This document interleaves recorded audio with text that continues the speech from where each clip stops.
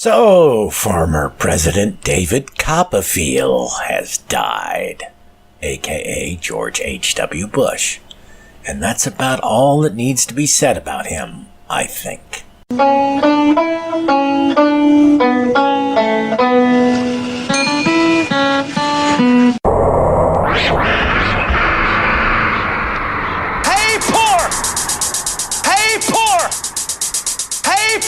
You don't have to be poor anymore. Jesus is here. The loudspeaker spoke up and said, Christianity is stupid.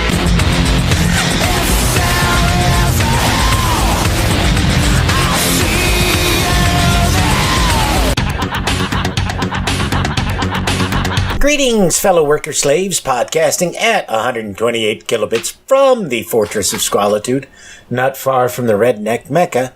This is the Atheist in the Trailer Park podcast. I'm your host, Tucker. Professor Fuzznuts is dragging himself along the ground and attacking the couch.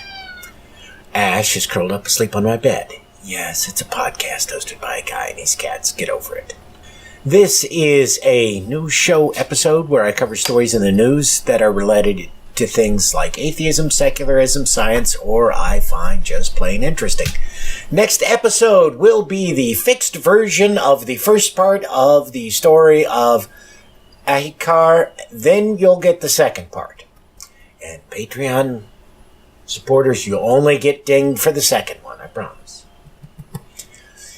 And again, I'm struggling to get this episode out. A lot of this has to do with my current lack of finances. I've got about $4 to last me until my Patreon payout hits on the 5th, assuming it doesn't get held up again. If it does, then I'll have to wait until my paycheck hits on Thursday before I have anything. I've got some food in the house, but I'll have to be availing myself of what we cook at work for some of my meals. The worst part is that Mom wants me to come home for Christmas, which I would love to do, but if I'm going to be off the last 2 weeks of December, as is rumored, then I've got to get a second job, which means that I won't be able to go home for Christmas. The couple of days of holiday pay I'd get during that time off wouldn't be enough to cover my bills. Oh, I should probably mention that my rent is going up on the first of the year. It's a modest increase of only $30, but it's still an added expense. Never mind that my landlord is, he makes enough money that he's certainly got a tax break from Trump. And unlike last year, when I was just a temp and knew that once I got hired on, I'd be seeing a huge increase in my take-home pay, that's not going to happen this year. Right now, the rumors are that we're going to be down to 4 days a week all year long. Combine that with the fact that I know we're going to have at least a couple of unpaid weeks off scattered throughout the year, and I'm left with little choice but to get a second job, which I really don't want to do. I'm hoping that they'll post the schedule for the rest of the month on Monday, and I'll be able to figure out if I need a second job or if I can go home for Christmas. Of course, if my brother doesn't go, then I won't be able to go either. Still, it is the first of the month, so let me again thank all of you who've supported the show on Patreon. Your support definitely helps out. Okay, enough of my ramblings. Let's get to the news. Some of it is actually kind of cheerful this week. All pay heed. The Lord Jehovah has given unto you these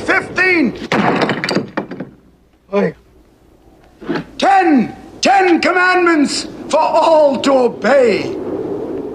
From smh.com.au. Pope says he's worried about homosexuality in the priesthood. Pope Francis has been quoted in a soon-to-be-published book as saying that having gays in the clergy is something that worries me, and remarking that some societies are considering homosexuality a fashionable lifestyle. Italian daily Corriere della Sera's website on Saturday ran excerpts of the book in the form of an interview that Francis gave about religious vocations. Francis was quoted as describing homosexuality within the walls of seminaries, convents, and other religious places where clergy live as a very serious question. Ah, yes, the gay lifestyle is so fashionable. I mean, who wouldn't want to be part of an oppressed minority that's routinely discriminated against and murdered for no reason other than they're gay? Sure, the beatings, harassment, and death are terrible, but you have such a sense of style, and you leave a well-dressed corpse. That's all anybody could ever really want, right? Yet again, we see the Pope bitching about what consenting adults do while saying nothing about the rampant kitty diddlers in the church. Why am I not surprised?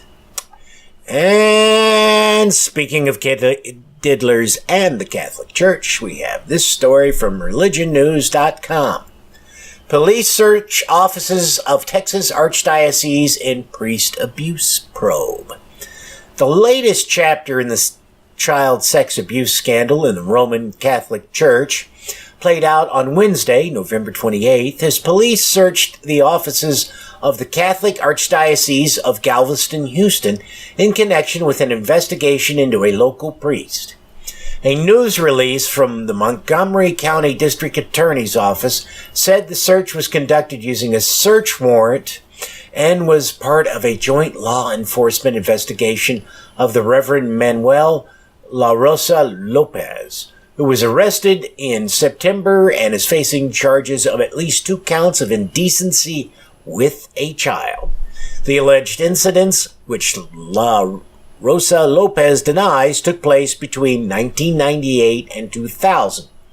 The primary purpose of this law enforcement search warrant today is to gather documents, records, electronics, and other evidence in the investigation of La Rosa Lopez, the news release said. The release noted that the investigation also executed search warrants for 2 Catholic churches in the area in September, as well as a treatment center. This is going to be a case worth watching, I think. The article doesn't name the treatment center, nor what kind of services it offers. One has to wonder if it's not one that the church is set up to help priests who have been caught molesting kids. Also mentioned in the article is that one of the lead investigators is a Catholic. He was even married at one of the churches which was being searched. This sets up a real potential for a conflict of interest. And in the show notes, I'll have a link to an interview with a woman who was part of the last group of anthropologists to have official contact with the Sentinelese. Again, it shows that the Sentinelese aren't quite as isolated as they're made out to be in the media. For example, the anthropologists understood the language of the Sentinelese, none of which means that I think Chow should have been trying to infect them with religion, as the anthropologist they interview says, to give them religion would destroy them. And what makes me think that she knows of people who have had contact with them since she was there is that she says the Sentinelese knew to seek shelter from the tsunami back in 2004, which was a decade after she last visited them. Either she's speculating this based on the fact that they survived it, or she knows a great deal about them. Given the description of her as a very careful anthropologist, I'm not inclined to think that she's speculating. Snakes. Why did it have to be snakes? Asps. Very dangerous. You go first. From LiveScience.com, archaeologists are looking for Dead Sea Scrolls inside 2 newfound Qumran caves. Archaeologists have discovered 2 caves near Qumran in the West Bank that may hold Dead Sea Scrolls. So far, the archaeologists excavating the caves have yet to find the remains of any biblical-era manuscripts. However, both caves, now called 53B and 53C, are near caves that held the already discovered Dead Sea Scrolls, and the team is not done investigating the sites. The Dead Sea Scrolls consists of the remains of 900 manuscripts found in 12 caves located near Qumran. Many scholars believe that a group called the Essenes lived at Qumran and wrote many of the Dead Sea Scrolls before abandoning the site around 70 AD, when a revolt against the Romans started. And the Romans promptly kicked their ass. Caves 1 through 11 were discovered between 46 and 56. Most of the Dead Sea Scrolls were found in these 11 caves. The 12th cave was discovered in 2017, but has divulged just one blank scroll. Inside the cave, archaeologists also found the remains of items used to store scrolls, jars, textiles, rope, and string. This indicates that more scrolls existed in the Cave 12 in the past, but were looted some time ago. The two newfound caves are near the 12th cave, and they also hold evidence of having contained scrolls in the past. While I'd like to believe that there are more scrolls to be found, I think that it's far more likely any such scrolls have long been looted from the area. After the initial discovery and finding out that people would be willing to pay for old scrolls, the Bedouin tribes began crawling all over the place, looking for scrolls to sell. It is always possible, however, that the looters missed some, or that there's other caves in the area which haven't been explored yet. Just have to see. From ScienceDaily.com. Prehistoric cave art suggests ancient use of complex astronomy. Some of the world's oldest cave paintings have revealed how ancient people had relatively advanced knowledge of astronomy. The artworks at sites across Europe are not simply depictions of wild animals as was previously thought. Instead, the animal symbols represent star constellations in the night sky and are used to represent dates and mark events such as comet strikes, analysis suggests. They reveal that perhaps as far back as 40,000 years ago, humans kept track of time using knowledge of how the position of the stars slowly changes over thousands of years. The findings suggest that ancient people understood an effect caused by the gradual shift of Earth's rotational axis. Discovery of this phenomenon, called precession of the equinoxes, was previously credited to the ancient Greeks. Around the time that Neanderthals became extinct, and perhaps before humankind settled in Western Europe, people could define dates within 250 years, the study shows. The findings indicate that astronomical insights of ancient people were far greater than previously believed. Their knowledge may have aided navigation of the open seas, with implications for our understanding of prehistoric human migration. How they were able to figure this out was pretty fascinating.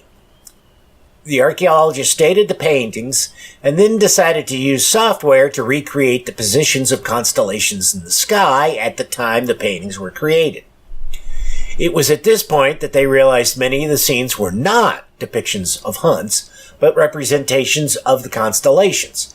It was also then that they figured out some of the drawings illustrated comet strikes. While it might seem strange that hunter-gatherers would want to keep track of such things, it would actually be very useful information to have.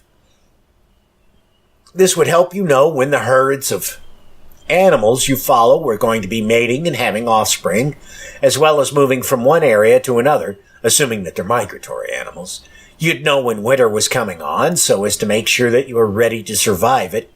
And in the case of comet impacts, that the sudden light which appears in the sky is a harbinger of bad things.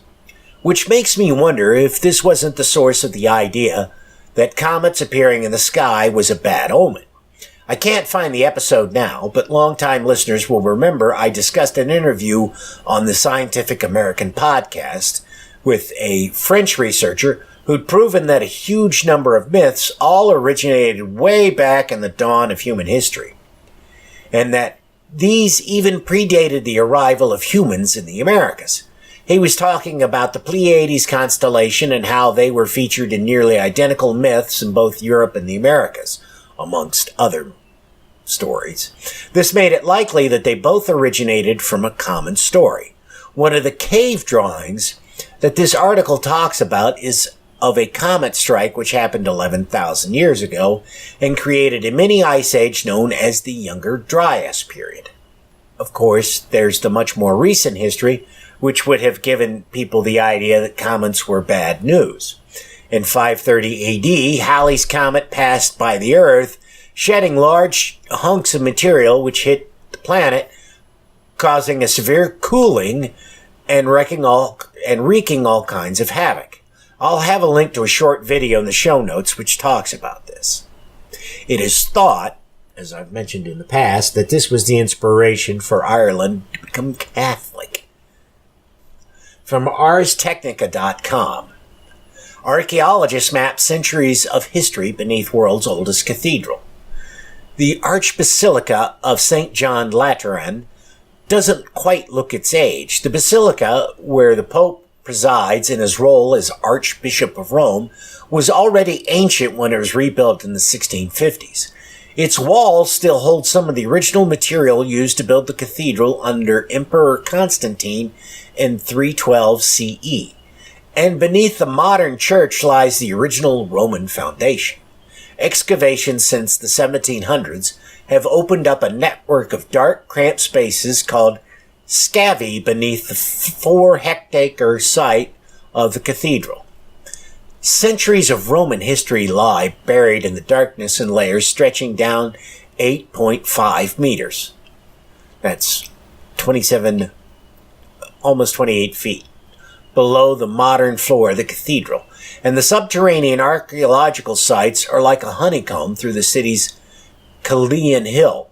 Now, using a combination of laser scanning and ground-penetrating radar, archaeologists have made a complete map of the site. Much of what's in the scavi has been excavated and studied before, but Lateran Project co-director Ian Haynes and his colleagues say their work is the first detailed survey of the entire underground complex of ruins. They started mapping the exposed sites in the scavi with laser scans in 2012. That work, now completed, allows them to create a digital map of everything that's currently visible thanks to the old excavations. Still, a fair number of areas haven't been excavated. To better understand what's there, the archaeologists are surveying the area with ground-penetrating radar to map layers of buried structures. So far, that data has helped create a 3D digital reconstruction of what the basilica would have looked like in the 4th century. And Haynes and his colleagues are also trying to understand what it would have sounded like. Using the laser scans and information from earlier excavations, they created a simple 3D model to reconstruct the acoustics of the original cathedral. Based on the images in the article, they've been able to do an impressive amount of work of reconstruction, what these buildings would have looked like. And they're not simply reconstructing what the basilica would have looked like, they're reconstructing the pre-Christian buildings which were raised by Constantine to create this basilica. That's pretty cool. And that's actually an interesting use of VR and 3D technology. Which, I'm sorry, but a lot of the stuff that, Facebook and others have been promoting with VR, I'm not interested in, and judging by the sales figures, nobody else is either. Apollo 13 flight controllers, listen up. Give me a go, no-go for launch. Booster. Go. Retro. Go. Vital. We're go fly. Guidance. Guidance go. Surgeon. Go flight. Ecom. We're go flight. GNC. We're go. Telmu. Go. Control. Go flight. Procedures. Go. Inco. Go. FAO. We are go. Network. Go. Recovery. Go. Capcom. We're go fly. Launch control, this is Houston. We are go for launch. Roger that, Houston. From Gizmodo.com. Richard Branson says he's going to send people into space by Christmas. Billionaire Richard Branson really wants you to believe he's going to send people to space and soon. In a new interview with CNN, the Virgin Group founder now says he's reasonably confident his space flight company can beat out competitors like Blue Origin and SpaceX with crewed trips to space before Christmas. Pointing to Branson's long-touted plans to send humans to space and specifically addressing the gap between 2007, when Branson originally said that Virgin Galactic would send people to space, and now CNN's Rachel Crane asked how badly Branson wanted to prove his critics wrong. Space is difficult. Rocket science is rocket science. This has taken us 14 long years, and it's taken Jeff Bezos 14 long years, Branson said, referencing Amazon CEO's private spaceflight company Blue Origin, which plans to begin selling tickets for suborbital flights next year. As Crane noted, Virgin Galactic has a track record of promising that the company is close to transporting people to space, only to fall short. And that was even before the company's ambitious plans were derailed by the VSS Enterprise test flight crash in 2014 that killed a pilot and injured a co-pilot. Notably, it was only this year that Virgin Galactic resumed crewed test flights with its new Spaceship Two aircraft. Still, Branson said that he is reasonably confident that before Christmas we will send people to space. Now, while I'm all kinds of hopeful that Branson will be able to pull this off, there's not a whole lot of time left before Christmas to make that happen.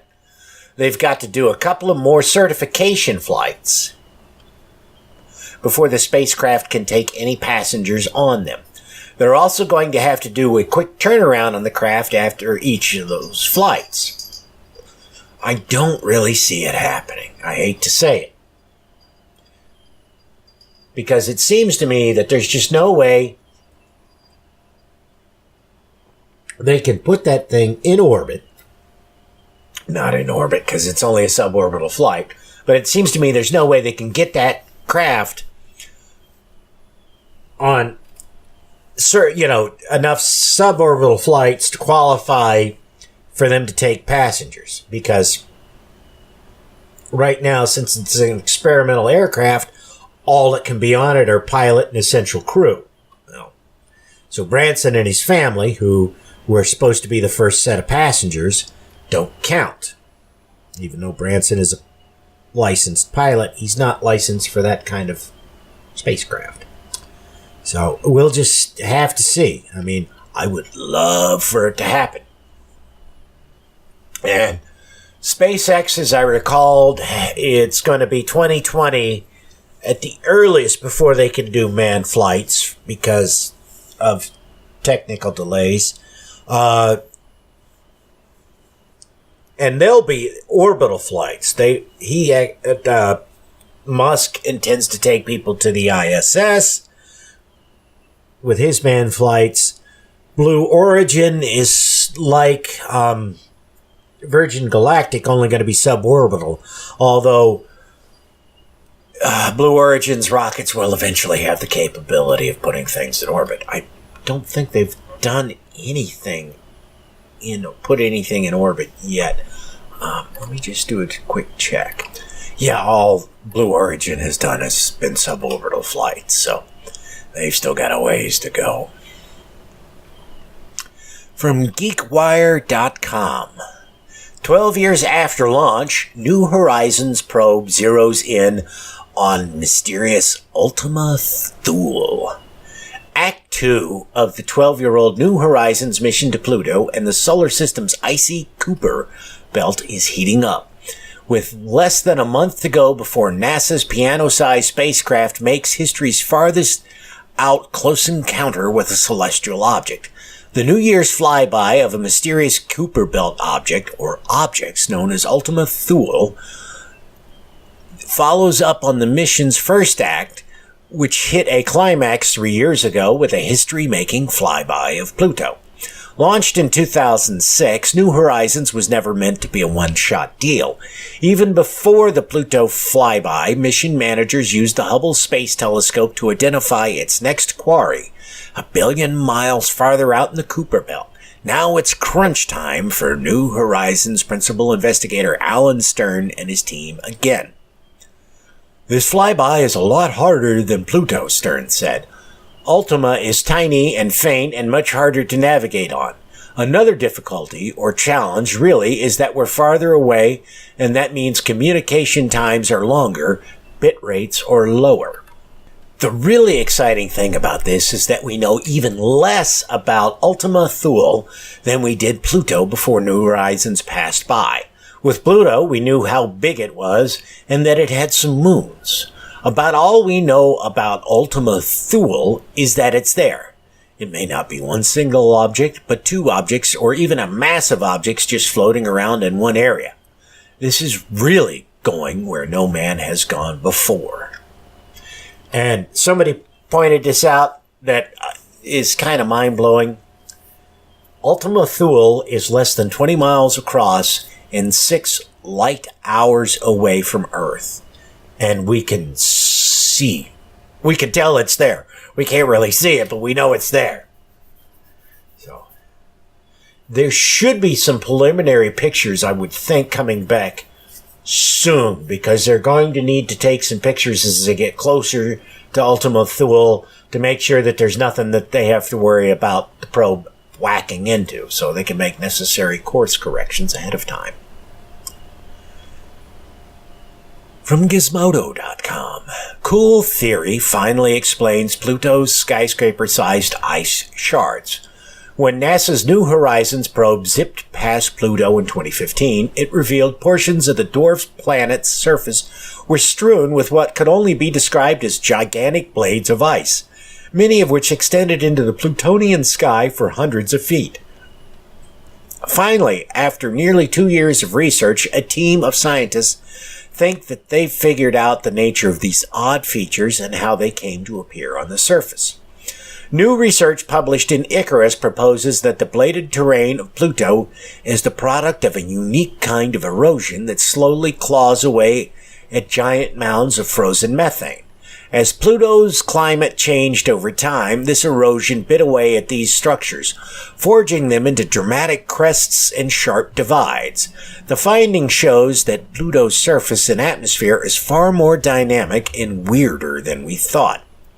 These jagged geological ridges, the highest of which reach an astounding 1,600 feet, that's 500 meters for those of you in the civilized parts of the planet, are found at Pluto's highest altitudes and near the equator.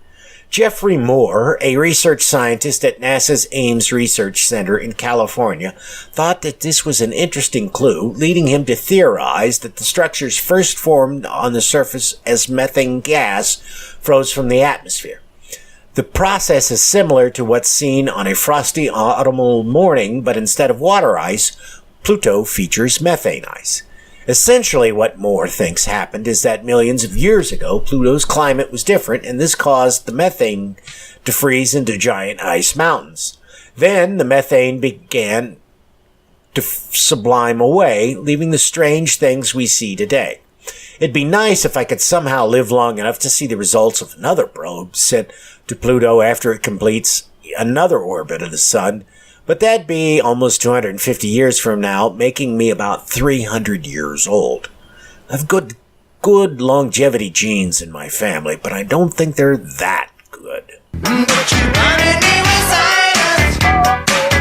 She blinded me with silence. And from Gizmodo.com, Chinese government says it has shut down controversial human gene editing project.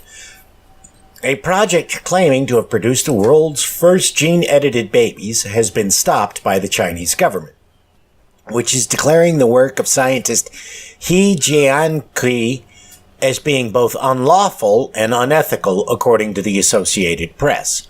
The world learned of He's experiment earlier this week, though we're still waiting to see the outside scientific confirmation of his assertions. In Hong Kong yesterday, the scientist claimed that he used the CRISPR-Cas9 gene editing tool to modify human embryos, but he made no apologies, saying he was proud of the work. The resulting twins, born earlier this month to an unknown couple, are now supposedly immune to HIV. This news was greeted with almost universal condemnation, with most mainstream scientists and ethicists complaining that he violated established scientific and ethics standards, among other complaints. He is being accused of unduly experimenting on humans with an unproven and potentially unsafe technology. On Tuesday, China ordered a thorough investigation into the project, but as the Associated Press is reporting today, the government has now taken the added step of shutting down the work until further notice. Speaking to CCTV, state television, China's Vice Minister of Science and Technology, Zhu Nanping, said the government is strongly opposed to the project.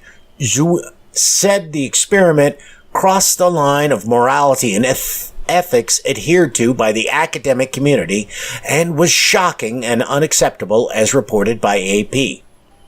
First things first, the twins are not immune to HIV, but their DNA has been altered to make them much less susceptible to the virus. The reason this was done is because the father is HIV positive. And despite the claims that the parents are unknown, the Chinese government absolutely knows who they are. Whomever paid for this had to have deep pockets, and the number of people with deep pockets that are HIV positive in China is probably going to be very low. Not to mention, China keeps a close track on births in the country, so they know who the responsible party is. The question is, are they going to do anything about it? And I'm going to take a controversial stand here and say that I don't really find fault with what the father did. I realize that the response to this is, "But Tucker, you're saying that it's okay for a father to subject his children to an untested medical procedure that might not be necessary without their consent and with no idea of what the long-term health consequences for this action could be?" Yes, I am.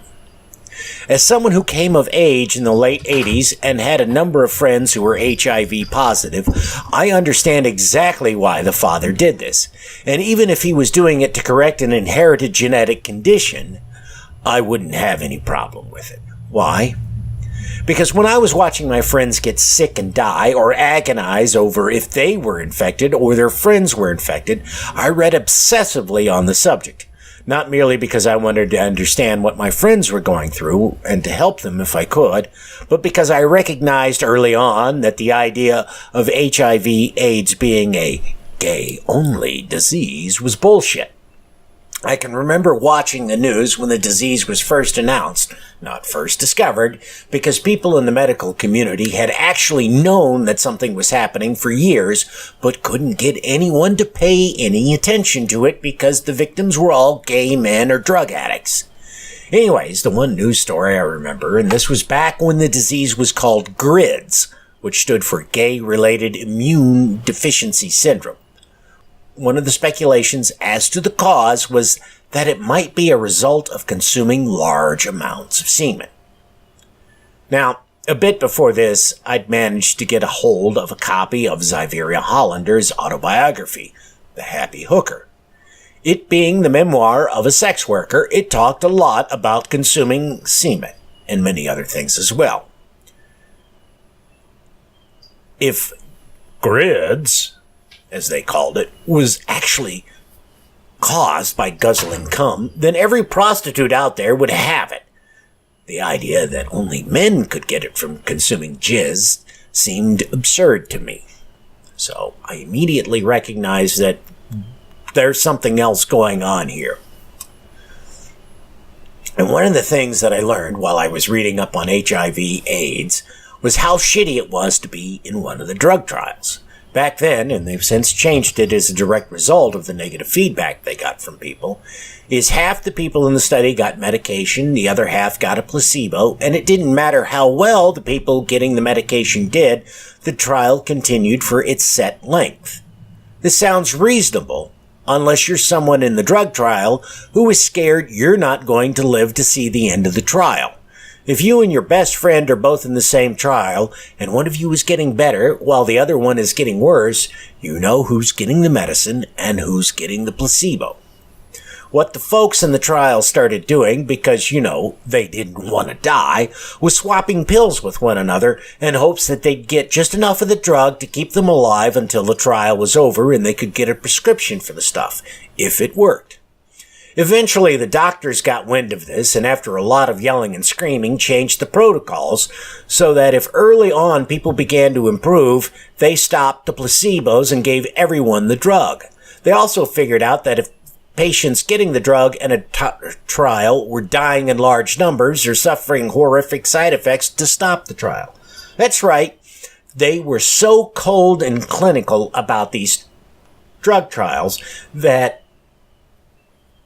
even in cases where patients were having huge side effects or dying from the medication, they continued the trial rather than shutting it down and saying, no, it's obvious that this stuff isn't working and it's deadly to people. This also was a time when people knew that there were things which could help them with their AIDS-related symptoms, but they couldn't get treatment for it because the medication hadn't been approved for use, either for treating HIV, AIDS, or just in general. Someone figured out that a chemical used to develop photographs cleared up the skin lesions associated with HIV/AIDS. Naturally, people who were HIV positive started buying up the stuff because it got rid of the lesions. The FDA promptly made it difficult for people to get the chemical. Those of you who've seen the movies Dallas Buyers Club and the film adaptation of the book The Band Played On will already know some of this. Those of you who've had a prescription which was off-label use owe a debt of gratitude to the people who fought battles to get the FDA to allow that for treatment of diseases like HIV. Because at the time, even though doctors knew that, hey, this drug helps people with this condition, because it's not specifically approved for it, we can't write a prescription for it. Doctors began getting around that, and eventually the FDA realized, well, maybe we should allow this. It has been abused, of course, but it is still better than when you're dying, it's still better than the alternative of not being able to get a drug that can help you live longer, or at least be in less pain in what time you have left. Now, is this unknown father really so different than what those people were doing? Sure, he's subjecting his children to something risky and experimental which could potentially have a negative impact on their health, but I challenge any parent out there who wouldn't throw caution to the wind to protect their child. No one in the scientific community is talking about using CRISPR like this on humans. They're not even really talking about animal trials. The closest we've come to something like this, and again, it's in China, is using CRISPR to help program a person's immune system to fight off cancers which currently have no other treatment available to them. And this really is not all that different than subjecting a child to experimental chemotherapy, or even chemotherapy in general. Because one of the things that they have discovered is that since so many more children are now surviving childhood cancers, they have a large database. They've learned that kids who survive childhood cancers tend to be sicker as they go through life. Apparently, having the cancer, even if it's successfully cured, it weakens you and makes you not as healthy as children in your peer group who didn't have cancer. And the other thing is there are, the long-term studies for medication are generally only a couple of years. We have no idea what happens to people who take medications for decades in many cases. Some medications have been around and we do know what happens, but others of them we don't. I can remember hearing a thing on NPR some years ago where they were saying, the problem we're having now with AIDS patients is that, the drugs are working so well and we can't tell what's a side effect of the drug and what's the natural process of growing older. So in other words, if somebody was having, problems with their hip, well, was it something caused by the drug, or was it just because, they're however many years old and that's when the hips start to go bad? They don't know. And remember, back when AIDS patients were sharing their drugs in violation of medical protocols, they were called unethical. But you know what? If they hadn't done it, medications which showed early promise in drug trials would still take years to get to market, or even an expanded trial. People would be dying who might otherwise be saved. Who's doing the greater harm here? I know the counterpoint to this is that without drug trials and controls over who can do what, we end up with a bunch of snake oil salesmen preying on people who are desperate. And you're right, we do have to have the rules and the regulations. But even with the ones we have now, there's ample people out there selling shit, which we know will kill people, but they still get away with it. Or if they do get penalized, it's a slap on the wrist like Gwyneth Paltrow gets.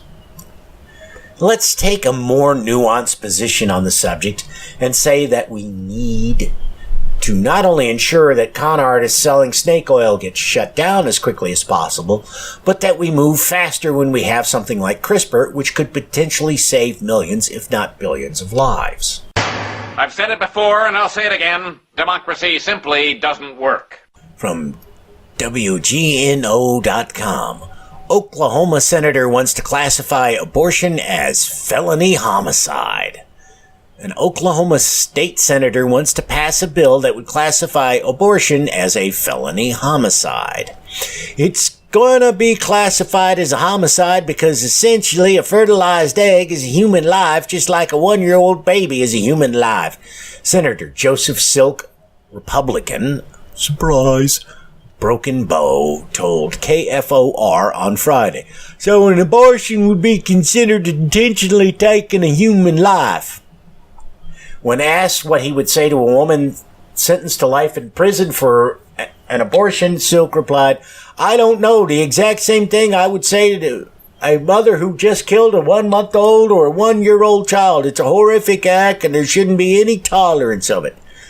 His bill, called the Abolition of Abortion in Oklahoma Act, calls on the state to ignore federal rulings on abortion. I am not optimistic that if this goes to the Supreme Court, it'll be tossed out.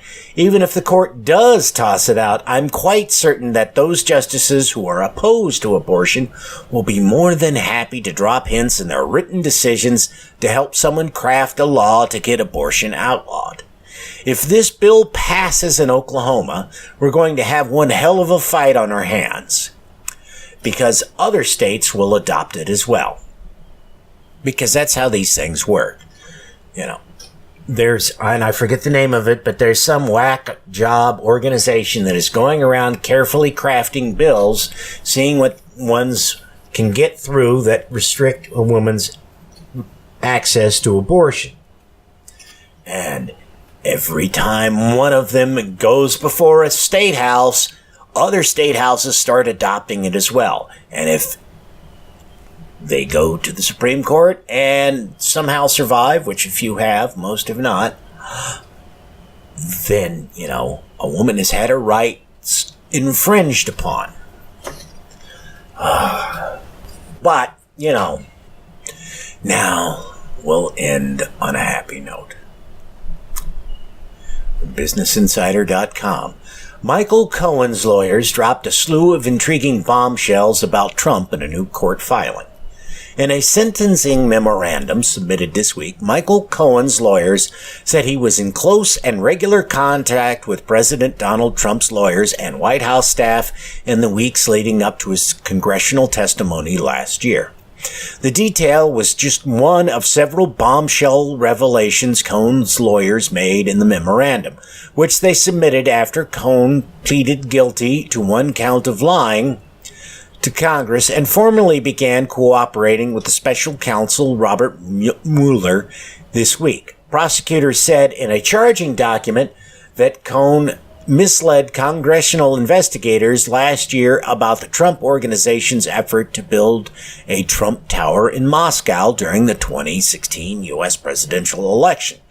They said Cohen lied when he said negotiations for the Trump Tower Moscow deal ended in January 2016 and that he did not discuss it extensively with Trump Organization executives. They added that Cohen gave false testimony in hopes of limiting the ongoing Russian investigations. Just want to point out that, January 2016, that was after Trump announced his candidacy. Still those negotiations shouldn't have been going on at that point. But don't get too excited over this. Don't get depressed either. While Cohen's testimony is damning, the impact it's going to have is solely dependent upon the kind of documents he's been able to turn over to Mueller. I know the media says that he recorded a lot of conversations, but those tapes haven't been made public. I don't know if they've been turned over to the courts. If Cohen has documentation backing up his claims or recordings that support them, then we can expect things to unravel for Trump fairly quickly. Those of you who've seen any coverage of the G20 conference will know that Trump looked addled and distracted during it. Some are claiming that it's signs of dementia, while others are saying that it's Trump worried about his kids going to jail. I don't know about the first part, but the second part isn't likely at all. Trump only cares about Trump, and if he can stay out of jail by throwing his kids under the bus, he'll fucking do it. I once worked for a guy who was as big a narcissist as Trump is, and that guy convinced his 84-year-old mother to take the rap for him on a couple of charges when his business fell apart. Trump will be more than willing to do the same to his kids with false promises about pardoning them. Big problem we face with all this is that the Senate is unwilling to do anything against Trump. They love him so much. And the Democrats only control the House. They need both houses to do an impeachment and removal. However, if the evidence is so overwhelming against Trump, then the Republicans will be in an awkward situation, and those Democrats in the Senate should feel empowered to start hammering away at them and hopefully putting enough pressure and just fucking everything up that in 2020, if the Republicans haven't impeached Trump by this point, he's easily beaten by anybody the Democrats run. I'm not going to be too terribly picky at this point who they run. But the thing that hit me the other day, and I want to mention this before I sign off here, is what Trump doesn't realize about all this.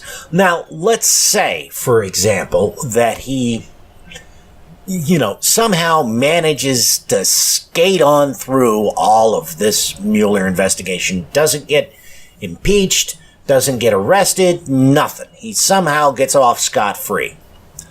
And then, we'll take the optimistic outlook and say that he loses his re-election bid in 2020. His business empire is over at this point. He's had, he was having business troubles for years before he ran for president. And this all was building up to, they say his original idea was that he would run for president, not intending to win, but just so that he could get more publicity and more business contacts and dealings and things like that, more influence, and be able to do the things that he wanted. I don't know if that's true or not. But once he's out of office, he's not going to be able to get anything. He's already made himself a pariah on the world stage. Everybody hates him. He has no authority. I mean, he's not like Obama, who has connections, or George W. Bush, who has connections in the political machine and can call up and say, hey, this is so-and-so, and we need to get this deal brokered through somehow, or things like that. Nobody likes him. He's not going to be able to call and pull strings for anybody. And if he calls the Republicans in Congress, they're going to be like, fuck you. You're out of power now. We don't care. They're not going to have any loyalty to him. Because they don't really have any loyalty to him now. It's just that he'll rubber stamp anything, so that's all they care about. They're not going to remember him in 2022 if he's out of office then, and, when he calls one of them up for a favor. They're just going to be, yeah, whatever. You had it all and you blew it.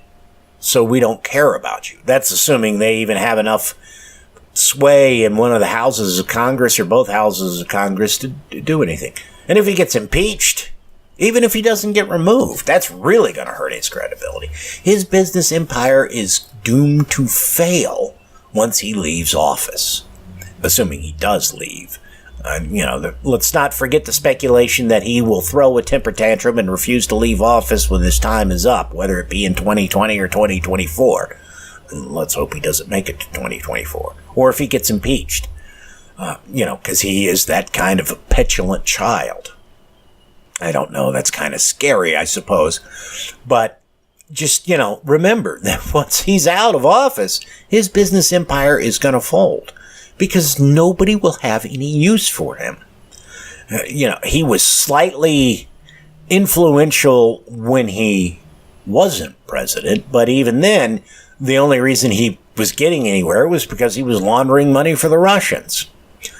Well, what's going to happen now when he, is out of office and he's trying to broker a deal? Everybody's going to be like, no, we think you're just, we don't want to be associated with you because people will think we're laundering money for the Russians. Fuck you.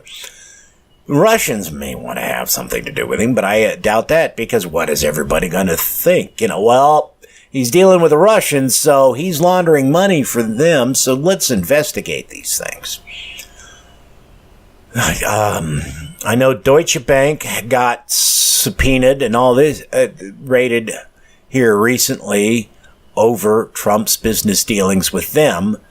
So, and they were the biggest bank, I think, who was handling the deals that he was working on. And one last thing before I get out of here, because I got to scoop the cat boxes and get to bed.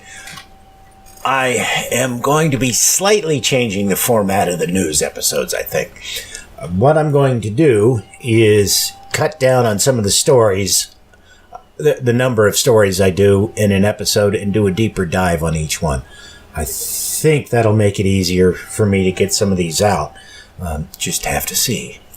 Hopefully you'll find it more enjoyable. That's it for this episode of The Atheist in the Trailer Park Podcast. You can subscribe to the show on iTunes, Stitcher, as well as just about anywhere else podcasts can be found. Many of the episodes are also on YouTube. Follow the show on Twitter. @TParkAtheist is the show's Twitter handle. It's on Facebook at facebook.com/trailerparkatheist.com. If you happen to like the podcast, please rate it on iTunes. If you'd like to support the podcast, there's a donate button on the show notes page. You can support it via Patreon at patreon.com/TNTucker. Thanks for listening. Say goodnight, Fosnuts.